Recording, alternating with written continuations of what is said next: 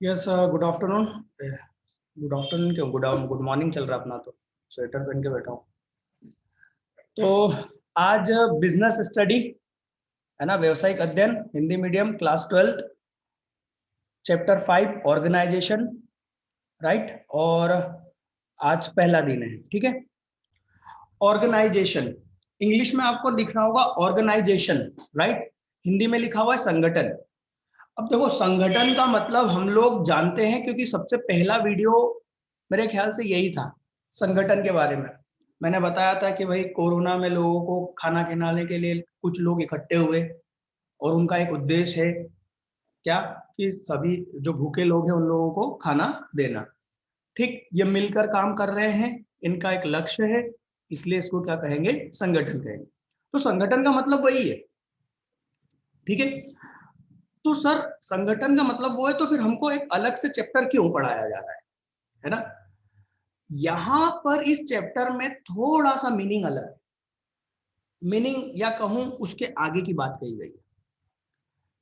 संगठन का मतलब वही है कि दो या दो से अधिक लोग मिलकर जब किसी एक लक्ष्य की प्राप्ति के लिए मिलकर कार्य करते हैं तो वो क्या होता है, संगठन कहलाता है, राइट। पर हमने एक चीज जो कि प्रबंधन की परिभाषा है, उसमें आप देखोगे तो आपको मिलेगा प्रबंधन क्या करता है, नियोजन करता है, संगठन करता है ना, नियंत्रण करता है, और ऐसे करते हुए आप नियुक्ति करता है, नियंत्रण करता है, 6-7 नाम लिखे हुए मिलेंगे, स्टेप मिलेगी, है ना। तो प्रबंधन की प्रक्रिया में ये इसका दूसरा कार्य है संगठन का। पर यहां पर संगठन का मतलब, इस लाइन में संगठन का मतलब, हिंदी में तो संगठन ही चलता है, पर इंग्लिश में जब आप उसको देखोगे तो वो हो जाएगा ऑर्गेनाइजिंग। मतलब एक क्रिया हो जाएगी वो। आईएनजी कब लगाते हैं, क्रिया में लगाते हैं ना, है ना। तो वो यहां पर क्या हो जाएगा, एक क्रिया हो जाएगी। भाई काम करना मतलब क्रिया है ना। तो प्रबंधन का पहला काम क्या हो गया, नियोजन। दूसरा काम हो गया ऑर्गेनाइजिंग करना। पर हिंदी में आपको ये संगठन ही शब्द मिलेगा। समझ में आई बात। तो हम क्या पढ़ने वाले हैं, संगठन तो हम पढ़ चुके हैं, कौन सा, ऑर्गेनाइजेशन पढ़ चुके हैं, है ना। जो चैप्टर का नाम दिख रहा है आपको, ये हम पढ़ चुके हैं। ये सिर्फ इतना सा ही है कि दो या दो से अधिक लोग मिलकर क्या कर रहे हैं, किसी एक उद्देश्य के लिए काम कर रहे हैं, वो हो गया संगठन, उन लोगों का ग्रुप। परंतु अब यहां हम पढ़ेंगे ऑर्गेनाइजिंग, ठीक है। समझ में ही बात। तो यहां पर हम क्या क्या पढ़ेंगे, हम संगठन की परिभाषा देखेंगे, अवधारणा देखेंगे। अब यहां पर हम संगठन दोनों प्रकार का देखेंगे। जो हम अभी तक संगठन पढ़ते हुआ है, ऑर्गेनाइजेशन और ऑर्गेनाइजिंग, दोनों समझेंगे, ठीक है। बट किताब में इसको अलग से अंतर करके नहीं दिखाया गया है, ये मैं बता दूं। बच्चा कंफ्यूज होता है कि सर एक तरफ तो आपने संगठन वो बोला, दूसरी तरफ संगठन की और अलग परिभाषा दे दी, लिखनी कौन सी। तो पेपर में इंग्लिश में भी आएगा, यदि वो ऑर्गेनाइजिंग वर्ड यूज करता है तो हम दूसरी लिखेंगे। समझ में आ रही बात। इसका महत्व देखेंगे, ठीक। फिर इसकी प्रक्रिया देखेंगे कि संगठन कैसे किया जाता है, मतलब ऑर्गेनाइजिंग कैसे किया जाता है। समझ में आ रही बात। फिर उसके औपचारिक अनौपचारिक संगठन के प्रकार, और ये 3-4 चीजें ये हमको देखना है इस चैप्टर में। प्रस्तावना आप थोड़ा सा पढ़ के देख लेना आप लोग, इसमें कोई दम नहीं है। ये जो जस्ट नीचे ये जो पूरा पैराग्राफ खत्म हो रहा है कलर वाला, है ना, इसमें नीचे क्या लिखा हुआ है, इसके जस्ट नीचे, निर्धारित उद्देश्यों की प्राप्ति हेतु, पढ़ो जरा ध्यान से, दो या दो से अधिक व्यक्तियों का समूह संगठन कहलाता है। यही समझाया था मैंने उस वीडियो में, संगठन का मतलब यही है, ठीक। अब एक और आगे आ जाऊं नेक्स्ट पेज पर, संगठन की अवधारणा। तो आपको यहाँ पर मिलेगा कि संगठन शब्द कहाँ से आया, है ना। सम प्लस गठन, सम का मतलब हुआ समान और गठन का मतलब जोड़ना। अर्थात एक विचारधारा, समान विचारधारा या समान लक्ष्य में शामिल व्यक्तियों को आपस में जोड़ने को संगठन कहेंगे। हम कई बार समझ चुके इसको। इंग्लिश शब्द कैसे बना, है ना, इंग्लिश से ऑर्गेनाइजेशन कैसे बना वो लिखा हुआ है, तो ये कोई ज्यादा महत्वपूर्ण नहीं है, ठीक है, ये आप पढ़ सकते हैं। खास यहाँ पर आते हैं अपन परिभाषाओं पर। परिभाषाओं में आप जैसे दूसरी जो परिभाषा दिख रही है मैक की, आप मैक की परिभाषा देखो, बहुत ही अच्छी है। संगठन का आशय व्यक्तियों के एक विशेष समूह से है जो निश्चित उद्देश्य की प्राप्ति के लिए मिलकर कार्य करते हैं। बहुत सिंपल है, नाम भी याद रख सकते हो उसका, पोरलैंड, राइट। तो ये लिख देना उसका नाम और ये डेफिनेशन लिख देना, काफी अच्छे नंबर मिलेंगे, ठीक। तो फिर यहां पर आप देखोगे चौथे नंबर पे, संगठन एक ढांचागत फ्रेमवर्क है। अब ये ढांचागत फ्रेमवर्क क्या होता है? एक स्वरूप, संगठन कैसा होगा, संगठन में कितने पद होंगे, पद समझ रहे हो, जॉब है ना, कौन मैनेजर हो, मतलब मैनेजर एक होगा, फिर उसका एक असिस्टेंट मैनेजर होगा, असिस्टेंट मैनेजर के अंडर में 4 क्लर्क होंगे, क्लर्क का मतलब कर्मचारी। बात समझ में आ रही? ये एक स्वरूप, इसको क्या बोलते हैं, ढांचा, ठीक। मैं आपको वो पेज आगे बताता हूं कहां पर है वो बुक में, पेज नंबर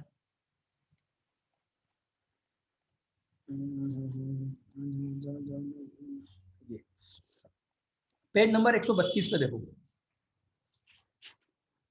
पेज नंबर 132 पे आप देखोगे, ये जो चित्र दिख रहा है ना, संचालक मंडल है ना, मुख्य कार्यकारी अधिकारी, फिर उसके अंदर क्रय विभाग, उत्पादन विभाग, विपणन, वित्त, सेवा वर्गीय, सेवा वर्गीय को आप क्या बोल सकते हो, एचआर डिपार्टमेंट, जो मैंने पहले वीडियो में बताया था, ह्यूमन रिसोर्सेस, मानव संसाधन, है ना, विक्रय विभाग, विज्ञापन विभाग और बाजार शोध विभाग, मार्केट रिसर्च विभाग, ऐसे विभाग हो सकते हैं। और इनके अंदर हर एक डिपार्टमेंट में कई कर्मचारी होते हैं और कई लेवल होते हैं। इसको हायरार्की सिस्टम बोलते हैं, ऊपर से नीचे तरफ जो ऐसा फैलता हुआ जाता है ना नीचे की तरफ, उसको इंग्लिश में हायरार्की सिस्टम बोलते हैं।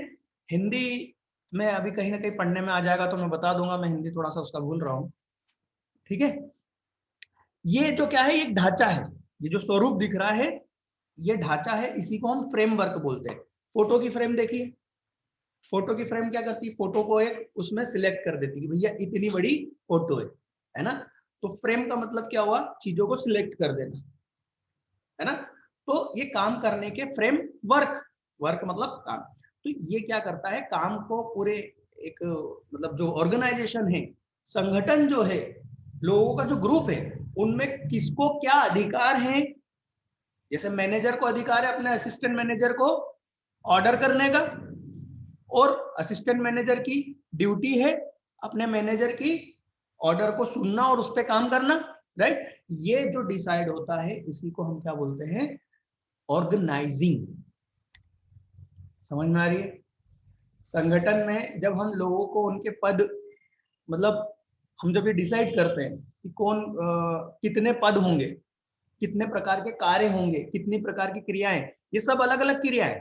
देखो क्रय विभाग अलग है, ठीक, उत्पादन विभाग मतलब यहाँ क्या होगा, मैन्युफैक्चरिंग होगा, विपणन ये मार्केटिंग का काम करेंगे, वित्त पैसा लाना ले जाने का काम करेंगे, एचआर, एचआर ये सेवा वर्गीय मतलब एचआर, एचआर क्या करता है, सारे डिपार्टमेंट में जहां पर ह्यूमन बीइंग मतलब मानव की जरूरत है, कर्मचारियों की जरूरत है, लेबर की जरूरत है, उसकी पूर्ति करने का काम कौन करता है, एचआर। भाई 4 लेबर की जरूरत है, उत्पादन विभाग वाला बाहर मार्केट में जाके लेबर नहीं लेके आएगा, वो किसको बोलेगा, एचआर को बोलेगा।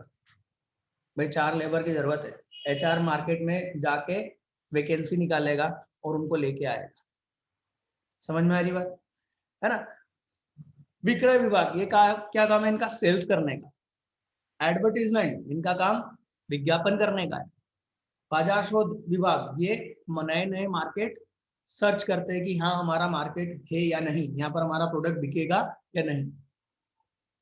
ये सब अलग अलग क्रिया है, पर इन क्रियाओं के अंदर भी बहुत सी क्रियाएं, जैसे देखना विक्रय क्रय विभाग। अब क्रय विभाग में कितनी क्रियाएं हो सकती है जरा सुनना। सबसे पहले तो कच्चे माल की टेस्टिंग करना कि भाई हमारे लायक है या नहीं, फिर उसके लिए ऑर्डर करना, फिर उसकी प्राप्ति करना, कच्चे माल की प्राप्ति करना, गोडाउन में रखना और उत्पादन विभाग को जारी करना। बात समझ में आ रही है? तो क्रय विभाग में कितनी क्रियाएं हो गई? बहुत सारी क्रियाएं हो गई। इन सभी एक समान क्रियाओं को हम लोग इकट्ठा करके क्या बना दिया हमने? क्रय विभाग बना दिया। ये सारी क्रिया जितने भी अभी मैंने नाम ली, यदि हम उनमें कॉमन चीज देखें, समान रूप देखें, तो वो क्या होगा? ये सभी क्रय से संबंधित है। हाँ या ना? तो हमने इनका क्या कर दिया? समूहीकरण कर दिया। समूहीकरण करके एक समूह बना दिया जिसका नाम लिख दिया क्रय विभाग। समझ में आ रही है बात? उत्पादन विभाग में देखो क्या क्या क्रियाएं हो सकती है। उत्पादन विभाग में क्रय विभाग से कच्चा माल प्राप्त करना, ठीक, उसको सही जगह पर लेके जाना, उस पर काम करना, बनने के बाद में फिनिश गुड, उत्पाद बनने के बाद में उसको स्टोर करना और सेल्स डिपार्टमेंट को उसको जब जरूरत पड़े तब जारी करना। ये सारी क्रियाएं एक ही डिपार्टमेंट से संबंधित हो गई बेटा। कौन सी? उत्पादन विभाग। तो हमने इन सारी क्रियाओं को इकट्ठा करा और क्या करा? उनका समूह बना दिया और उस समूह का नाम रख दिया उत्पादन विभाग। समझ में आ रही है? संगठन ऑर्गेनाइजिंग ऐसे ही किया जाएगा। ऑर्गेनाइजिंग कैसे किया जाएगा? हम हमारे संगठन में, हमारी संस्था में जितने भी प्रकार की क्रियाएं हो रही है, काम हो रहे हैं, उनकी सबसे पहले तो हम क्या करेंगे? पहचान करेंगे। पहचान करने के बाद में उनका समूहीकरण करेंगे, मतलब कि एक डिपार्टमेंट बना। क्रय से संबंधित जितनी भी क्रियाएं थी उसको हमने क्रय विभाग में डाल दी कि भैया क्रय विभाग का काम ये रहेगा, उत्पादन विभाग का काम यह रहेगा। इतनी सारी क्रियाएं किसकी हो गई? उत्पादन विभाग की हो गई। इसको हमने क्या कर दिया? समूहीकरण कर दिया। बात समझ में आई बेटे? ये है ऑर्गेनाइजिंग। ठीक, अब आ जाओ अपने सीधे अपने जहां पर हम पढ़ रहे थे। तो ये जो उपयुक्त, अच्छा अपन चौथे नंबर की पढ़ रहे थे ना, संगठन एक ढांचागत फ्रेमवर्क है। ये जो पूरा एक चित्र बताया अपन ने, है ना, जिसके अंतर्गत विभिन्न क्रियाओं, बहुत सारी क्रियाएं हैं, को समन्वित मतलब तालमेल तथा एक दूसरे से संबंधित किया जाता है। कर दिया ना एक दूसरे से संबंधित। क्रय विभाग ये करेगा, फिर उसको इसको जारी करेगा उत्पादन विभाग को। यदि उत्पादन विभाग को कर्मचारियों की जरूरत है तो किसको बोलेगा? मानव संसाधन विभाग को, एचआर को, है ना। ये हो गया बेटा। अब ये ऊपर आपको एक बॉक्स दिख रहा होगा, टूल किट नंबर 1, संगठन चार्ट। जो अभी हमने देखा ना डायग्राम, उसी को संगठन चार्ट बोले। डायग्राम में बताना, ठीक है। संगठन चार्ट एक रेखा चित्र होता है जो एक संगठन में स्थापित विभिन्न पद हो गए ना, जॉब हो गई ना, परचेस मैनेजर, फिर परचेस मैनेजर के अंदर, राइट। वैसे मैं नेट से काफी चीजें आपको दिखाना चाहता था, पर समय की कमी के कारण मैं वो आप लोगों को नहीं बता पा रहा हूँ। नहीं तो मैंने सोचा था कि आप लोगों को यहीं पर कुछ अच्छे डायग्राम बता देता। देखेंगे, कल मैं बताऊंगा, है ना, डाउनलोड करके रखूंगा आप लोगों के लिए। विभिन्न पदों के मध्य संबंधों को स्पष्ट करता है। भाई कौन असिस्टेंट मैनेजर, मतलब यहाँ पर अभी मानव की नियुक्ति नहीं करी बेटा, अभी सिर्फ हमने डिसाइड करा है कि एक परचेस मैनेजर होगा, है नहीं, होगा, उसके नीचे असिस्टेंट मैनेजर होगा, राइट। अभी सिर्फ हम पद डिसाइड कर रहे हैं। अगला चैप्टर क्या है? नियुक्तिकरण, मतलब इस पद पर किसी मानव को बिठाना। समझ में आई? चलिए, तो अब आप देखोगे उपयुक्त परिभाषा। अब मैं सच बताऊं, ये उपयुक्त परिभाषा एक्चुअल में ऑर्गेनाइजिंग की है। ऊपर अपने देखी संगठन नंबर 2, सिंपल सा इस संगठन को समझा रहा है कि एक विशेष समूह है जो उद्देश्य की प्राप्ति के लिए कार्य करता है ना, जो कि क्या हो गया? संगठन, ऑर्गेनाइजेशन। अब हम ये जो उपयुक्त परिभाषा पढ़ रहे हैं ये ऑर्गेनाइजिंग की पढ़ रहे हैं। देखना, संस्था के लक्ष्यों एवं उद्देश्यों की प्राप्ति हेतु विभिन्न क्रियाओं का निर्धारण करना। अभी मैंने समझाया था, बहुत सारी क्रिया है, क्रय, उत्पादन, विक्रय, इनकी क्या करना, इन क्रियाओं का पहले तो निर्धारण करना कि क्या क्या संस्था में होगा, ठीक। उनका समूहीकरण करना, उनका विभाग बना देना, क्या हो गया, समूहीकरण, है ना। संसाधनों को व्यवस्थित एवं समन्वित करने, बहुत सारे संसाधन है, मानव और कौन सा, मशीन, मानव और मशीन क्या हो गया, संसाधन हो गया। तो इनको क्या करना, व्यवस्थित करना, कौन कहाँ कैसे काम करेगा, समझ में आ रही बात, व्यवस्थित करना। तथा समन्वित करना मतलब कौन किससे ऑर्डर लेगा, कौन किसको ऑर्डर देगा, समझ में आ रही बात। तथा कार्यरत व्यक्तियों के मध्य औपचारिक संबंध स्थापित करना। सर ये औपचारिक क्या होता है, कोई दिक्कत नहीं बेटे, औपचारिक टॉपिक है पूरा का पूरा, आपने देखा होगा, ये देखो पेज नंबर 1 पर मैंने बताया था औपचारिक तथा अनौपचारिक संगठन, छठा पॉइंट दिख रहा है।